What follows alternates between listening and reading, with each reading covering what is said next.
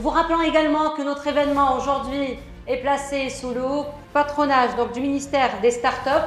Nous remercions également tous nos sponsors qui nous ont permis l'organisation de cet événement, à savoir la Sonatrach, la Société algérienne des assurances, Maservi, Lacat, ITCamp, Miniros, Fenech, Atlas Digital, IRAT. Nous remercions également notre partenaire Caden Koso et particulièrement Moussa Sissoko que nous remercions chaleureusement. Donc nous allons accueillir Madame Saleha Ferdas.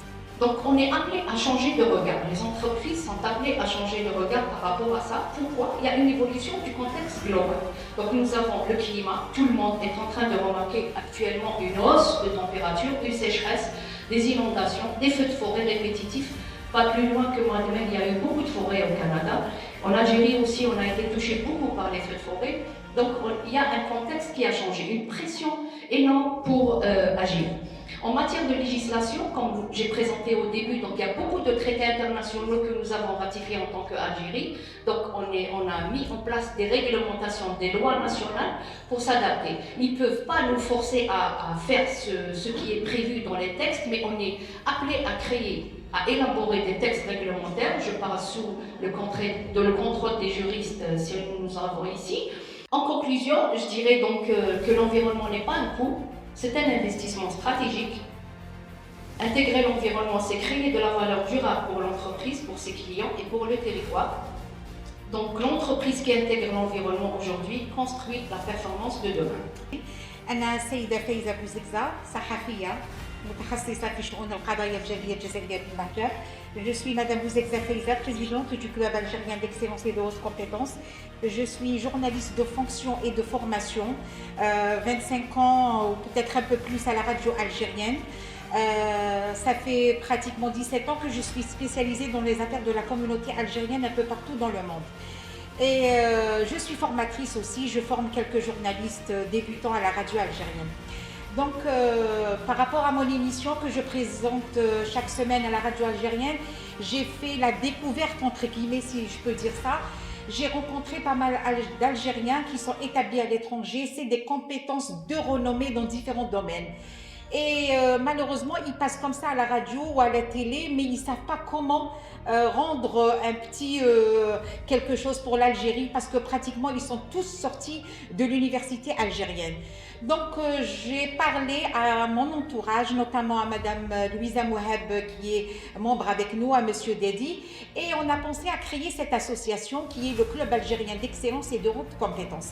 Nous allons recevoir donc le représentant d'ITCamp qui va encore une fois nous parler donc de la digitalisation.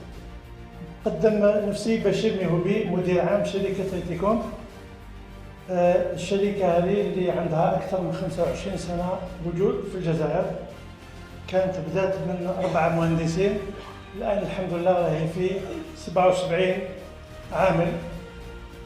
الإشراف تاعنا في ميادين عدة، يعني الميدان الأول هو المساهمة في التحول الرقمي للمؤسسات الجزائرية، donc la transformation digitale ici en Algérie et sur l'Afrique francophone. عندنا وجود في دولتين إفريقيتين. الدولة الأولى هي الكوت ديفوار والدولة الثانية هي السنغال. Peu importe le secteur d'activité dans lequel vous êtes impacté par l'intelligence artificielle.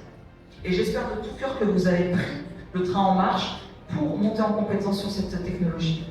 Et ce que je vous ai dit précédemment, la prédiction est différente de la sagesse. Et la vitesse est différente de la maîtrise. Ce n'est pas parce qu'on va vite qu'on maîtrise. Ce n'est pas parce qu'on va vite qu'on est performant ou qu'on est compétitif.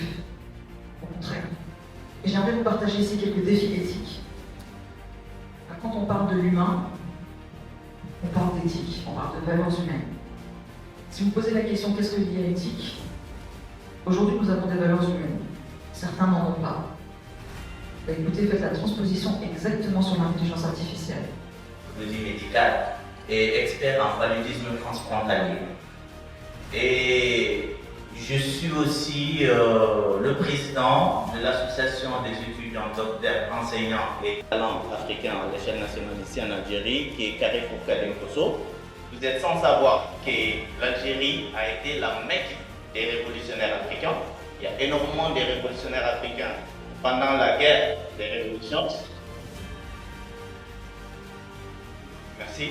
Pendant la guerre des révolutions, l'Algérie, pendant qu'elle faisait la guerre pour se libérer, a ouvert ses portes pour les jeunes révolutionnaires africains de venir se former militairement, politiquement, afin de libérer leur pays. Donc il y a énormément de pays qui ont bénéficié de ça, donc vous connaissez très bien. Mais il y a un des révolutionnaires de la Guinée qui s'appelle Amilcar Cabral qui a dit que les chrétiens vont au Vatican, les musulmans vont à la Mecque, les révolutionnaires africains viennent à Alger. Donc,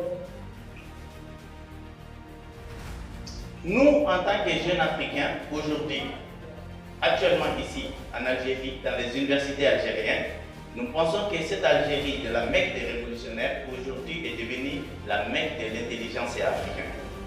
Et nous, on essaye de promouvoir cette image de l'Algérie dans nos pays à travers des actions, à travers des projets, à travers des initiatives, mais aussi à travers des idées. Cet événement a également un but. C'est quoi ce but? C'est que, à la suite de cet événement, nous allons créer une association. Ce sera l'Association nationale de la compétitivité et de l'innovation, d'accompagner les acteurs économiques, principalement les PME-PMI, afin qu'ils aillent vers l'export, vers l'excellence opérationnelle, grâce à des acteurs économiques tels que Mineros, qui nous ont déjà montré le chemin et on les remercie.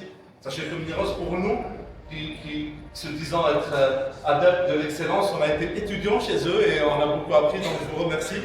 Je remercie également M. Dadis Slimane qui nous a aidé à réunir beaucoup d'experts et beaucoup de talents, notamment Walda. J'imagine que vous avez apprécié l'intervention de Walda, qui est une fierté pour nous, les Algériens.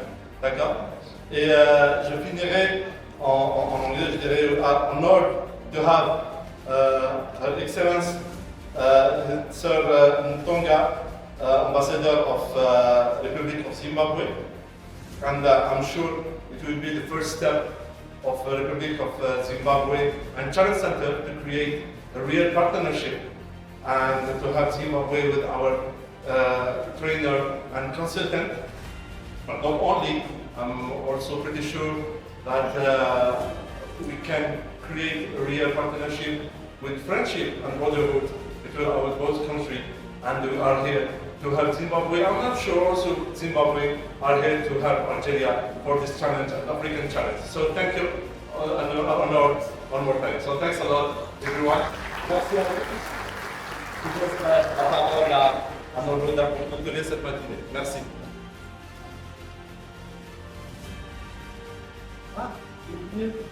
Heureusement, mais il n'est pas là. Vous savez, aujourd'hui, c'est également une journée spéciale. Je ne vois pas Amin Chahir. Le voilà. Donc, sachez qu'aujourd'hui, c'est l'anniversaire de M. Chahir.